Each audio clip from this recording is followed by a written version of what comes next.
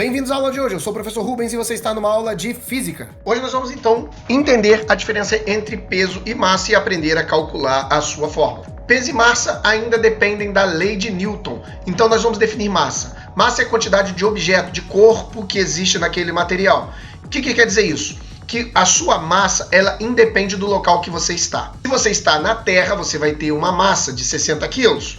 Então, em Marte, você vai ter a mesma massa de 60 quilos. E na Lua, a mesma massa de 60 quilos. Então, 60 quilos é sua massa em qualquer lugar. Já o peso, ele depende da gravidade do local, porque ele é uma aplicação da segunda lei de Newton diretamente. Lembra da segunda lei? Força igual a massa vezes aceleração? Então, ela é uma aplicação da segunda lei diretamente. Então, o que a gente vai ter que fazer? A gente vai ter que aplicar para poder saber. Então, uma pessoa que tem um peso na Terra terá outro em Marte. Então o elefante, ele tem 6.000 quilos de massa aqui na Terra e a gravidade de 10 metros por segundo. Agora em Júpiter, ele também tem 6.000 quilos de massa e a gravidade lá é de 24,8 metros por segundo ao quadrado, muito maior do que na Terra. Por que não mudou? Porque é massa e massa é igual em qualquer lugar. Agora, em contrapartida, o peso, ele muda de um local para outro.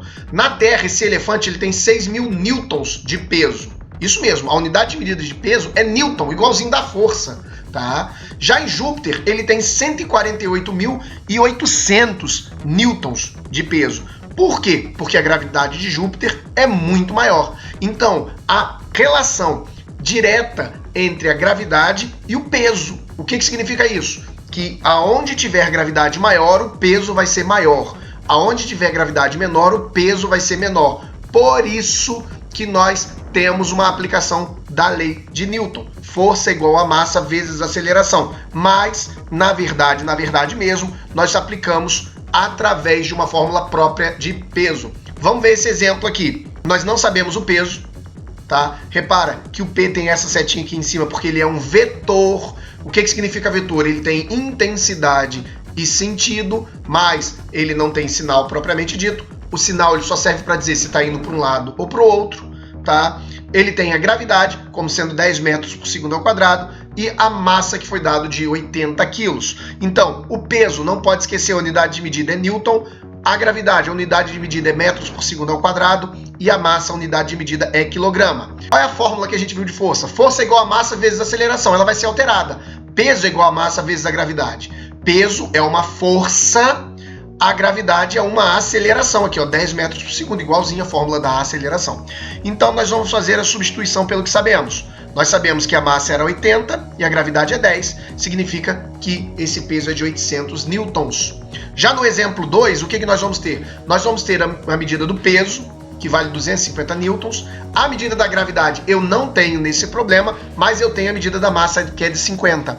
A fórmula não vai mudar. Peso é igual a massa vezes a gravidade. O que muda é que agora eu tenho o peso e tenho a massa, ficando assim. E o que eu vou fazer agora é trocar de lado 50, ficando assim. A gravidade, então, vai ser 250 dividido por 50, que é 5 metros por segundo ao quadrado. Bom, e é por isso que a gente vê esses movimentos mais devagar. Por quê? Porque ali a gente vê uma pouquíssima gravidade.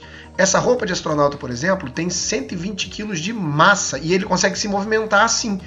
Por quê? Porque o peso dela ali é muito menor do que seria para ele aqui na Terra. Então fica claro que existe uma diferença entre peso e massa e que isso depende da gravidade de onde a gente está. Não esquece de baixar os exercícios do link da descrição desse vídeo. Tem também uma apostila com as explicações. Bora trabalhar!